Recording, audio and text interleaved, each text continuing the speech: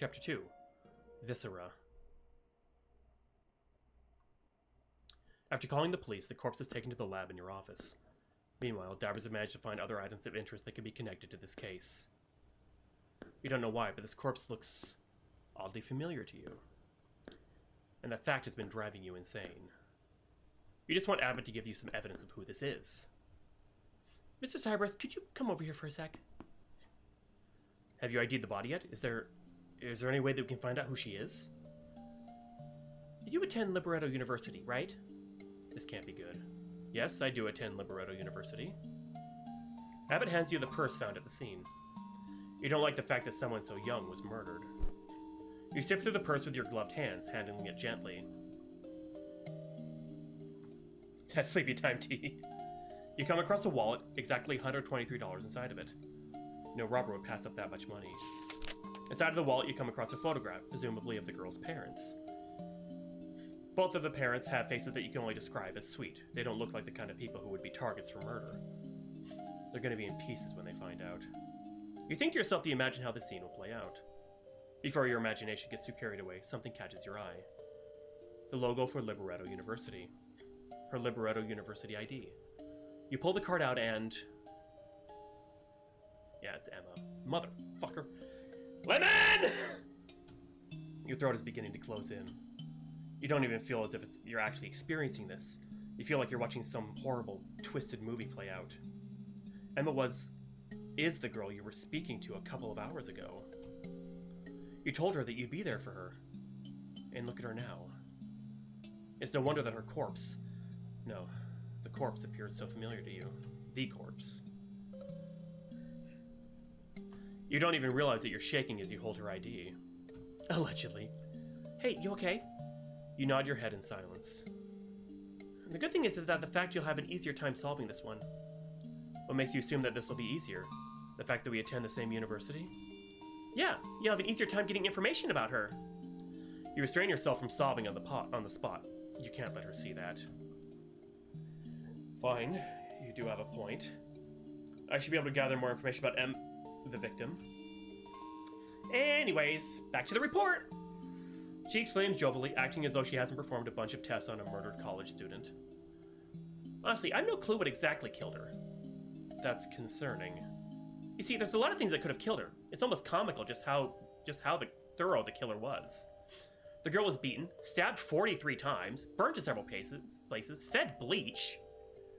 All during a lunch break? And obviously thrown into Cardinal River. In addition, the perpetrator tried to saw her body apart. You feel like you're going to vomit just thinking about the order in which this torture played out. I can't tell if the killer decided to beat a dead horse or not. Have you found any sort of DNA on the corpse? Some of the fingernails were torn off. Maybe they tried to scratch the perpetrator? We're going to do that in an hour or so. We've got to get the tech ready. The new cutting-edge stuff. Right. Look, kid, you look a lot paler than usual. You ought to get some rest in the office. You have to retort with something snarky, especially since she called you kid. So I'm guessing we're like Doogie Howser, but for homicide detectives.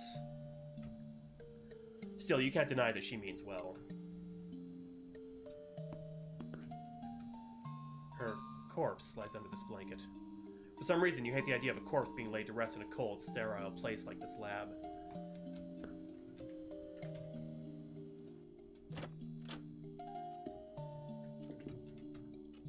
What's wrong with you? What exactly do you mean? You look like you've seen a ghost. I mean, I did just see the corpse of someone I knew. How'd they die? And don't give me any of that stabbing bullshit. That's just normal for murders. You don't exactly see how there could be anything normal about a literal murder. It's a show, Phoenix. It's one I've been meaning to. Watch. You always found this man to be a bit peculiar, to say the least. He straight up introduced himself as Clock. You believe that's just an alias and that he's actually some undercover agent or something. In addition, many of his behaviors are rather catty, to put it lightly. For instance, right now he's watching the clock ticking, almost like a cat. Ah, my nose itches. Weirdly enough, he seems absolutely enveloped by the clock's ticking. You decided to snap him out of this hypnosis. Excuse me. Jeez! Oh, it's just you. You didn't notice me come in? Ah, I was just busy talking to my grandfather. Why is he dressed like a Yu-Gi-Oh villain? Your grandfather? You decide to stop asking questions. Clearly, this man is a secret agent.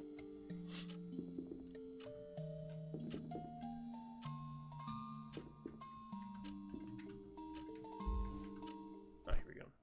You sit down at your seat, attempting to process the fact that Emma's dead. Yeah, that's going just about as well as you could expect. If I wasn't such an idiot, she'd be alive, right? Maybe if I didn't waste my time arguing with that stupid Cox, I could have gotten to the scene sooner, right? You continue bargaining in your mind over and over again, wondering if Emma would be alive if you had done anything differently. Just him instead, just being himself? God. This case is different from many of the ones you've covered in the past. In those cases, you could only intervene when it was impossible to actually save anyone. Yet you still assign yourself the blame for not saving the poor victims, but at least you also knew that it made no sense to blame yourself. So eventually you'll be able to push that guilt up to the back of your mind. This case, on the other hand, hits a little too close for home for comfort. You bury your face in your arms. You know that everyone else will realize that you're crying like the little wuss you are. But at least you have the dignity to try and hide your ugly, sobbing face. No one else should have to be affected by your stupid emotions. Hey, what's the matter? Without a thought, you respond in a blubbering tone. This girl is dead because of me. Maybe if I wasn't such a fucking jackass, I would have realized that leaving her alone was a recipe for disaster. So, a girl died before you could kiss her? What? Huh? You quickly wipe your tears off your sleeve of the sweater to get up to be greeted with... Are you fucking kidding me? What the hell are you doing here? This is exactly what you needed. You needed this sleazy dude to come into the office and listen to you have a breakdown over the death of a girl that he harassed. Great, just absolutely, positively, supercalifragilisticexpialidocious. Now, you're not usually one for throwing punches and kicks. Right now, you really want to make an exception to your anti-violence moral code. But no, you have to play nice. Duh, did you miss me? You then hiss under your breath. What do I look like to you, your dog? Jeez, relax, man. Don't tell me to relax, man, alright? Aren't you used to corpses or something? Not the corpses of people I know. Or corpses of girls you love. Tell me he's the next victim.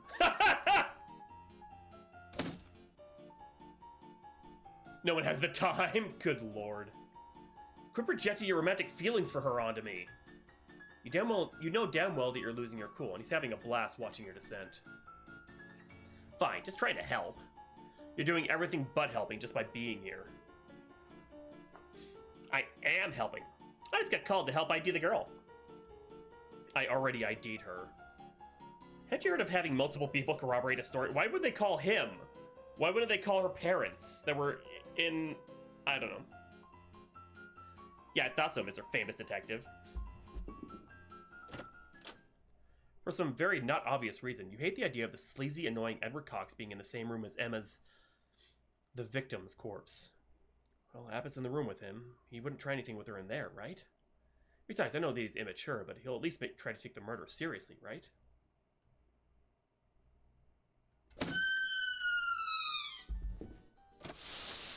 Screw me for believing in Cox!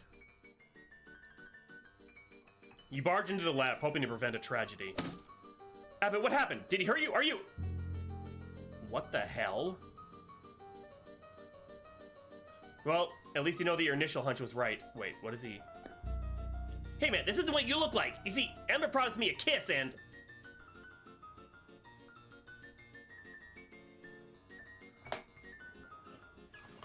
Ah!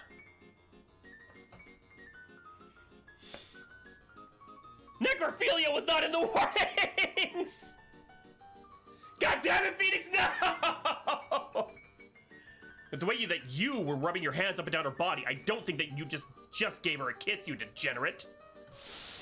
Degenerate? Me? You had a pair of handcuffs, ignoring Edward's resistance. Oh, Oliver, I didn't know you were into me. You think that this is a joke? You, Edward fucking Cox, are under arrest. And before you ask for what, it's for tampering with evidence, and if I could, I'd add on necrophilia. Oh, kissing a bot. Oh my god.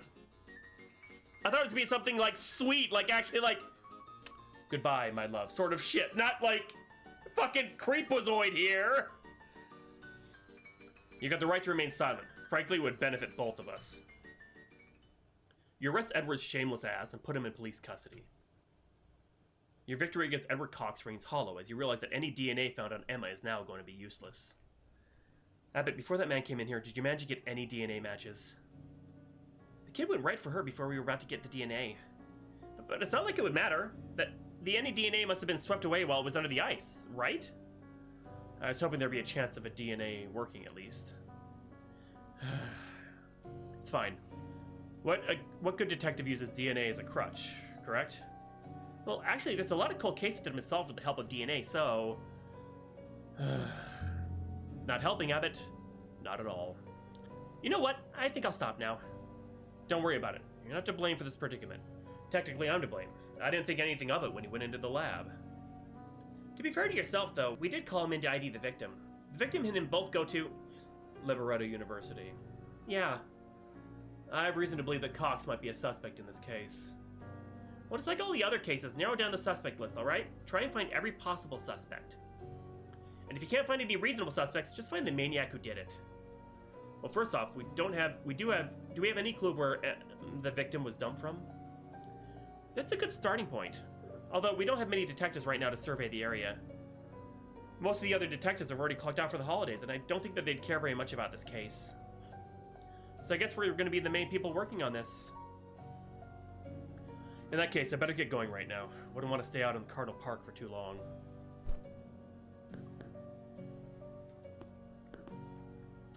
Plot reasons. I agree though. I think it would be better. It's like I don't. Yeah, they didn't even really. He didn't even know her name, so that's why I don't understand. Like, I would probably change it that he lied, and like maybe change his dialogue to be like, wait a minute. They would have never called somebody in there. Then the scream, you know, like he's not thinking about it and he just lets him in. Then wait a minute, and then she's like, yeah, we never called him. He's just a creepo.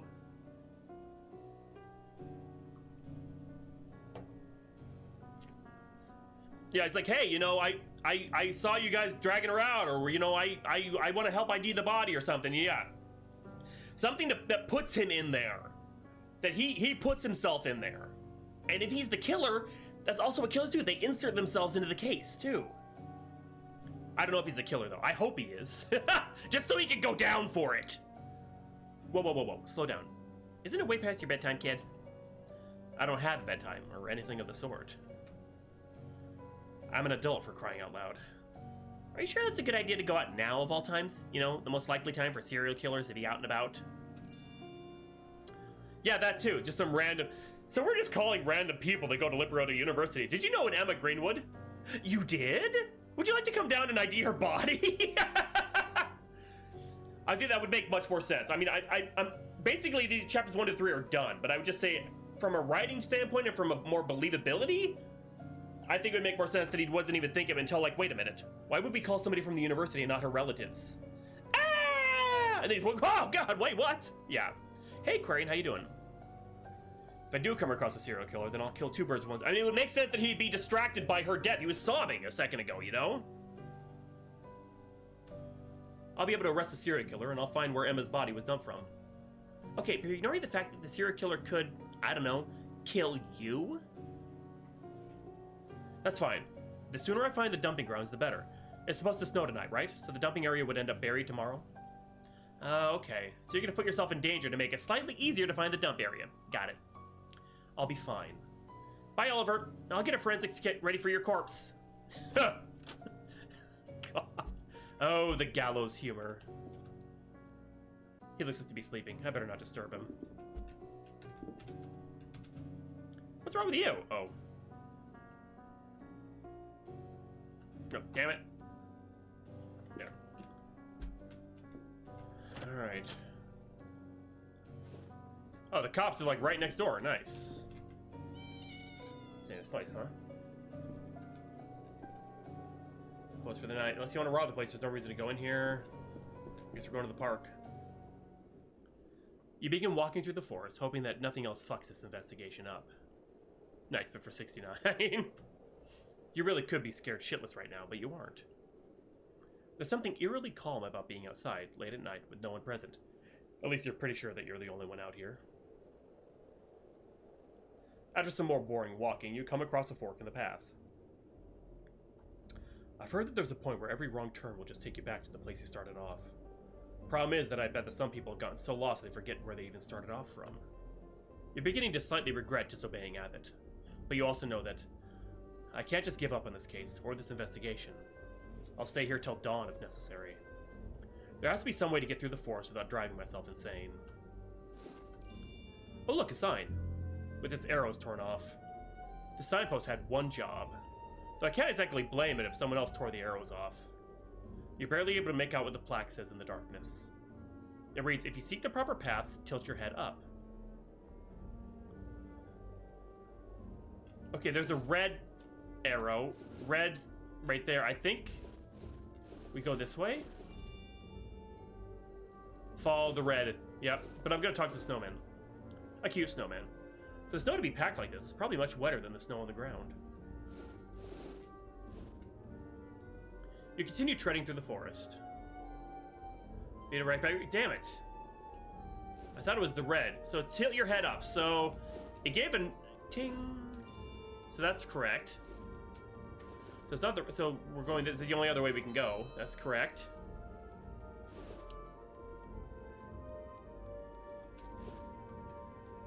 So it's.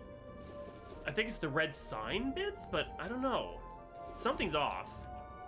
An axe stuck to a tree stump. You got no clue who could be chopping trees here, but it's pretty convenient since now you'll be able to chop those logs up. You use what little strength you have to pull the axe out. Oh, cool. You finally managed to get the axe out, though your arms burn with pain as you carry the axe. Got axe. Okay, I'm gonna try going this way. You actually destroy the log. After hacking away at the log, it finally breaks, clearing the way for you. Nope. Damn it.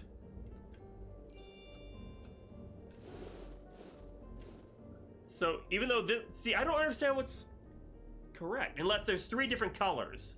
There's dark gray, light gray, red.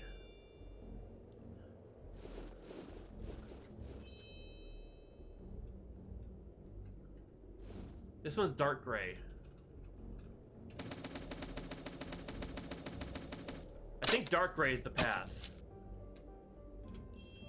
Yep, it's... Okay, there's 2...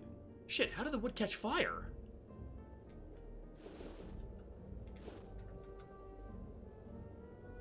I think I've got an idea. Oh. Decided the best course of action was to rip the poor snowman's head off. Snowman's head, there we go. Put out the fire.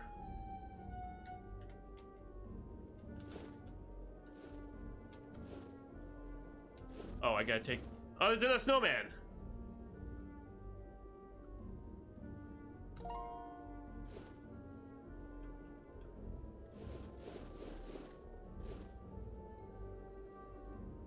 It is really good. It looks really good. There we go. Of course, making sure to keep a fast pace. There's the dumping site. This seems to be the place you're looking for. The blood in the hole in the ice should make that pretty damn obvious. A chill climbs up your spine as you recognize the clothing on the ground is a Moonbill's uniform. Upon looking inside the uniform, you find a tag that confirms your suspicion that this is Emma's uniform. So this is it then. The area where Emma was dumped from. You begin snapping photos of the scene and taking notes about it, making sure to be as thorough as possible. Just as you're getting into it, however, you notice a reflection in the camera lens that isn't yours.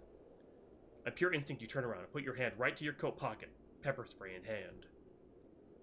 You ready your shaking body to come face to face with a serial killer. However... Huh? Mother? No!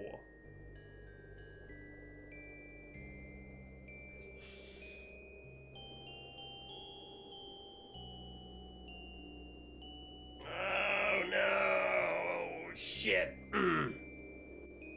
I'm immediately suspicious of her. Her short, innocuous stature contradicts the aura around her. Clearly, she's not happy with you. Mother, what on earth are you doing here? I should be asking you that question. What are you doing with that barista uniform? You didn't come out here to date behind my back, did you? No, of course not. I'm working on a case right now. Gosh, not the dating stuff again. You get why she'd be upset with you dating, after all. That would distract you from what really matters. But you don't get why, whenever you so much as breathe behind her back, that's the first thing her mind jumps to. Ollie, do your promises mean nothing to you? You said you'd come home and that I'd have you all to myself. What happened to that promise? Why are you still out here? This case just landed on me today, and since there's almost no one at the office, I have to solve it. And what's the rush in solving this case? Did someone important die? Or did you take a personal interest? Her words scathe your mind. You can't shake the feeling that she knows the latter option is true. I know, right, Falcon? The victim is no one of importance. So why are you out here at 2 in the morning? You never stayed out this late in this weather. And this is how I usually work, and I'm perfectly fine with it. Now, why are you out here? It's dangerous to be out here alone at this hour. I'm here because of you. I'm here to take you back home. Mother, I'm an adult, and at that, an adult on the job. I have to stay and finish up my notes. You've got a camera for a reason, right? Just take some pictures and come home. If not for my sake, then your sake.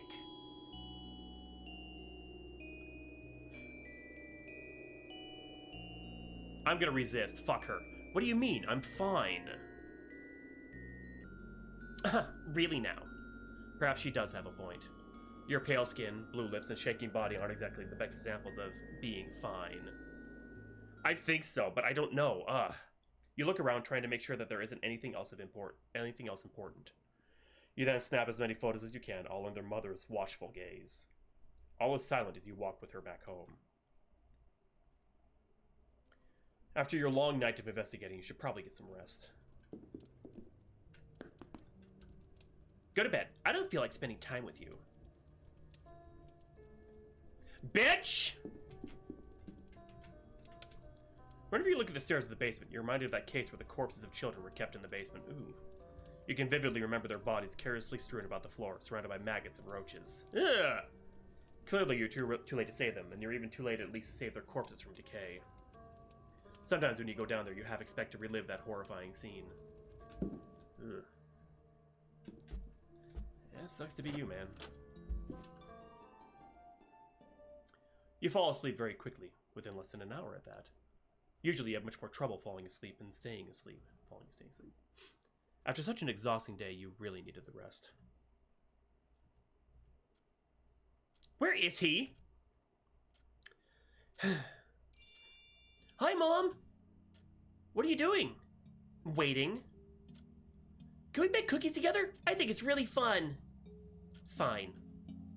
Can Dad join us? It's more fun when it's all of us. Ollie, you know the answer to that question. I was waiting for your father to come home. So he's working on detective stuff? Yes, that's why he's not here with you and me. Do you know the stuff he's working on? It's fun hearing about that. I think so too, Phoenix. You only like hearing the glamorous stuff about saving people, but he never tells you about the stuff that really matters. Fine then. You want me to tell you about the case he's working on? Yes, please! Do you remember Mrs. Barrett? Yeah, the kind lady who comes over to read with me. She hasn't been here in a while. Mother's voice takes on a slightly agitated tone. And do you know why she hasn't been here? She's dead.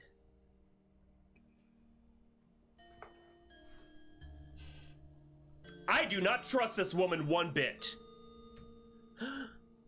She's had to go and get herself killed. And do you want to know what she's doing right now? Dead people can still do things to those alive. Horrible, awful things. That bitch is taking father away from me. She tried to do it when she was alive, and she's doing it again.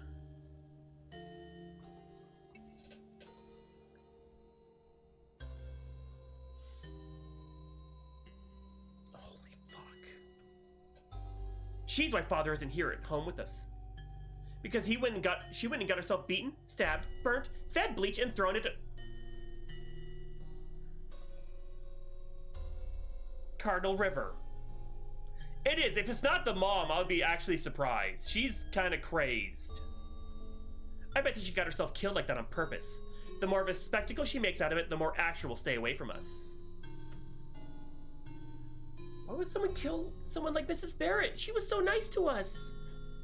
This world is a shitty place, but the one saving grace is karma. You might have thought that Mrs. Barrett was undeserving of murder, but I think that karma just caught up to her. Right, Phoenix? Ugh. Good morning, all over Cyprus. The day that awaits you is another day of detective stuff.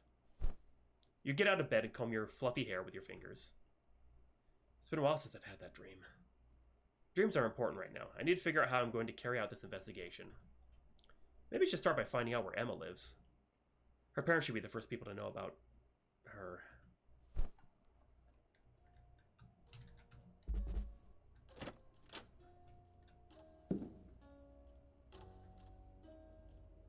What's in the fire?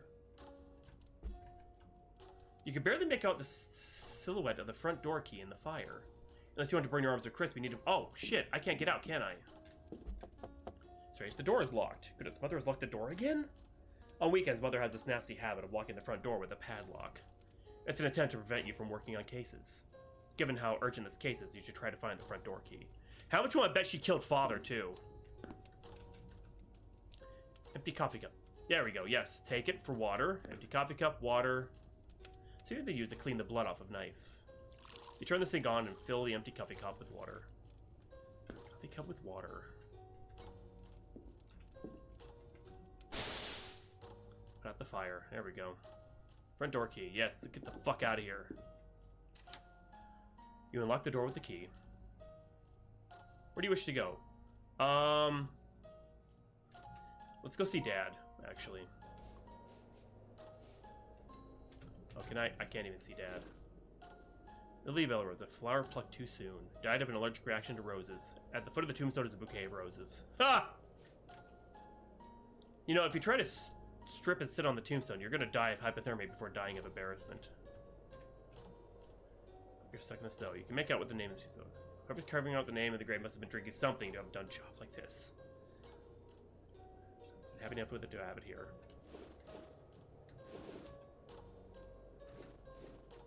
Oh. Went too far. I think you got it. Okay, so never mind. We can't go see Dad again. Cobalt Street, let's go. Alright, so. Let's go talk to Abbott. Hey kid, what do you need? Do you have any information on the victim's address? I'm going to inform her parents of her death. Alright, let me just get the papers out. Here you go. Abbott hands you a sheet of paper with Emma's address printed on it. Thank you, Abbott. I should probably head back home now. I need to change it to something more suitable for breaking the news.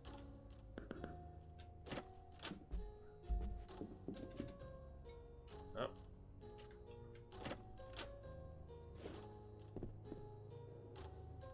Hey, Abbott!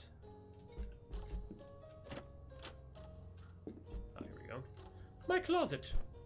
You change it to something a little bit more suitable for breaking the news of a death. Alright, this outfit should be fine. You just changed your coat, sir!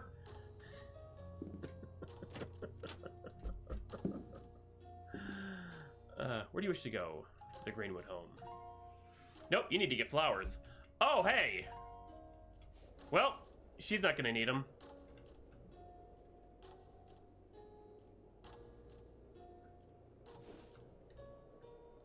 Never mind. I thought we were gonna steal from a tomb. Or a tombstone. We did not. You walk over to the address that Abbott gave you. For better or for worse, the Greenwoods don't live too far from your home. Still though, you have to walk quite a good distance through the cold, empty streets. You take your sweet time walking there, a foreboding feeling forcing your head down.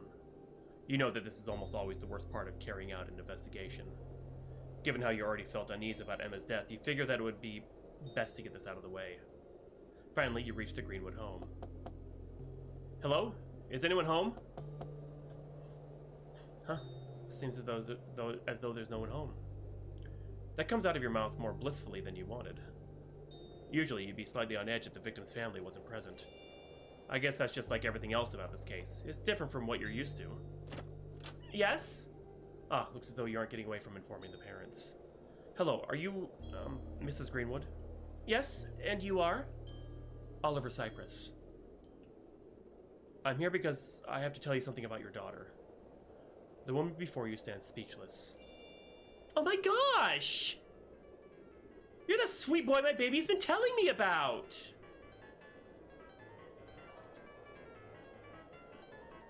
I'm gonna cry! What? Oh, hell no. Poor woman has her hopes up so high, and you're gonna absolutely destroy them like the scumbag you are. You found my daughter, right? She told me about what a great detective you are. Technically, you did find her daughter. However, you don't know if she'd be too happy about hearing that you found her dead instead of alive. Oh, please do come in. I'll get you some coffee. Thank you for the offer, but coffee is really not necessary. Mrs. Greenwood escorts you inside the little home. Please do make yourself at home. Thank you. Well, don't just stand there. Tell her that her kid is dead and then expect her to tell you everything about Emma.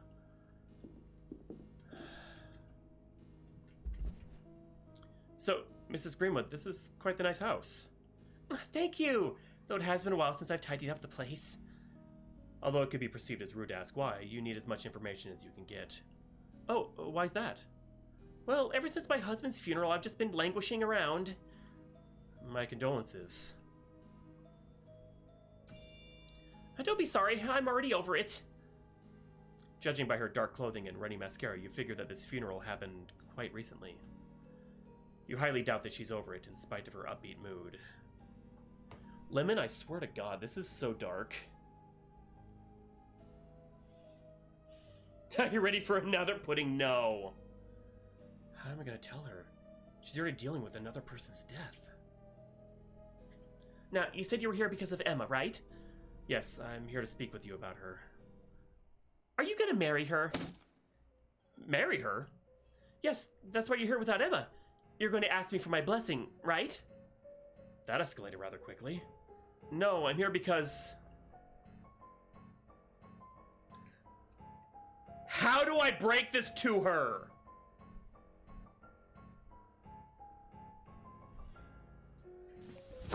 Emotional, damn it! Do I just drop it or do I try and ease into it straightforward? I need a drink.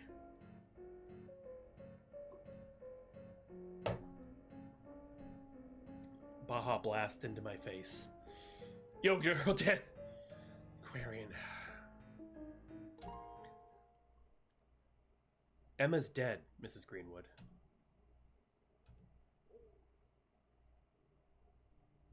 You know, I like you. I like dark jokes like that. Emma's not dead. She's alive and well. Emma's alive. Emma is alive.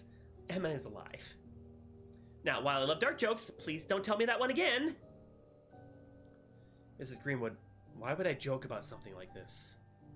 To get my blessing for marriage. I've always wanted my little Emma to marry a handsome young man like you. Besides, you both like that kind of humor.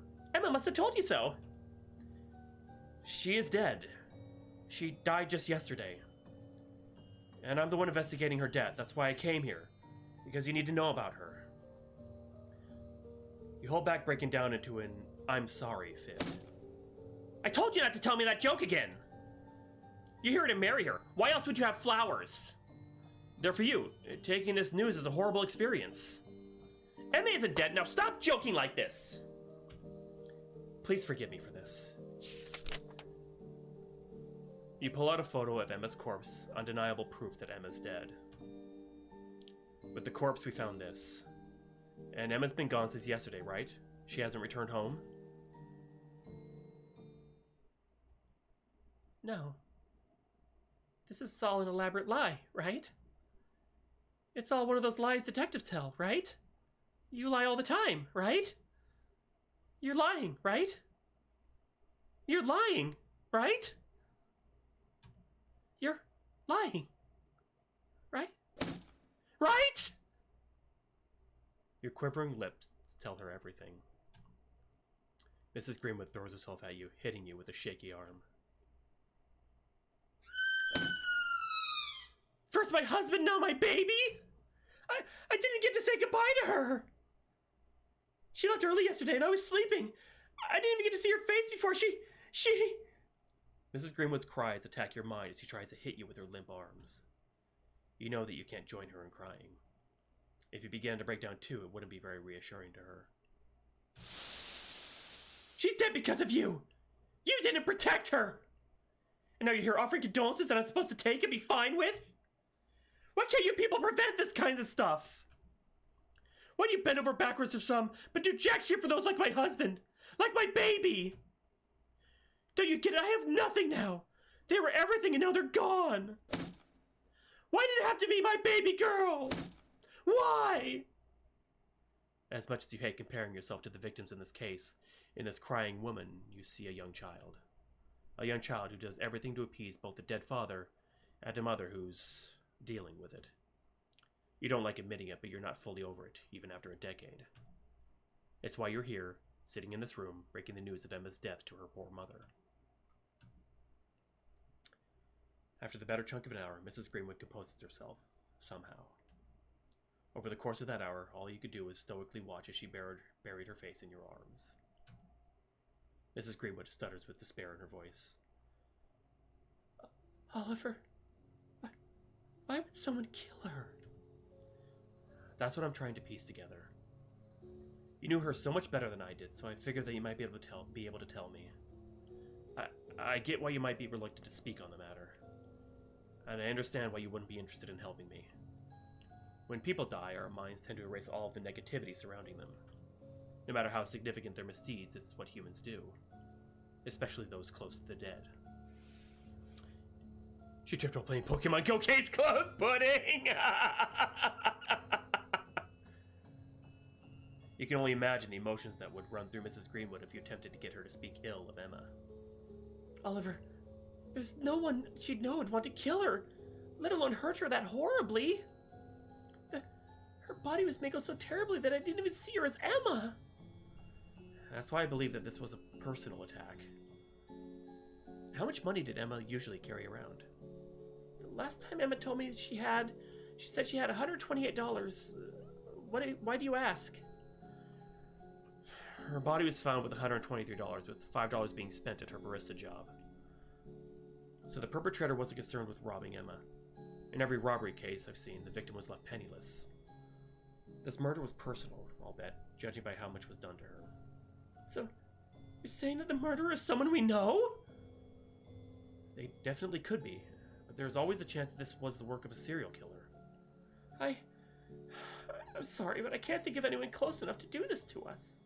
To do enough to us to do this. I hope so too. Oh God. Oh! All of our family lives across the ocean, so we only see them every now and then. Maybe a neighbor or a classmate? I'm sorry. You and Mrs. Greenwood hang your heads low in the dreadful silence. Poor woman has so much in her mind right now. Of course it would be difficult for her to recall anything. If you weren't so insistent on solving this case as fast as possible, you wouldn't even be here. Wait! I remember something. Emma mentioned it a few days ago. She said that she was walking home from university, but as she was passing by that big fashion store, in the window's reflection, she saw two tall men. The night she came incredibly late because of how many detours she was taking. Thankfully, she was physically fine. That could be important. Did she tell you anything about their physical appearances? It could be anything from a tattoo to a scar of some kind. She said that one of the men smelled like body spray, and the other was wearing a black hoodie with a brown jacket. I guess that doesn't narrow it down much. Sorry. Don't be. That information actually does help. Many cases have been solved using, small details like that. Quarian, what the fuck? Even if that information describes around half of the city's population. I'm gonna need all the information I can get for this case. Well, that's good to know. Quarian has no filter when it comes to drinking, I guess. And what would you say Emma's daily schedule was like? Well, her schedule yesterday was supposed to be work at Moonbills, go to Liberato University, go on lunch break, work at Moonbills, and then come home. But she never made it to university. I got a call yesterday telling me she wasn't present. I didn't say it, though, did I? Emma hated school, but she never skipped classes. Her record has been clean ever since she got there. Before you ask, I did call the police. I told them that I was scared for Emma's safety and that I wanted her home, safe and sound. I filed a report and everything. I barely slept last night because no one even updated me on her case. You snooze, you lose. I've been trying to stay hopeful ever since I filed that report, but I didn't even get any confirmation for it if they work on the case. You realize that you've been working instead of studying. Had you been working instead of studying or lounging around, you would have gotten hold of Emma's case before she died. Don't dwell on that now. Focus on getting information. Honestly, with how quickly it happened, I thought it happened on her lunch break, but he would have been in class while she was being attacked.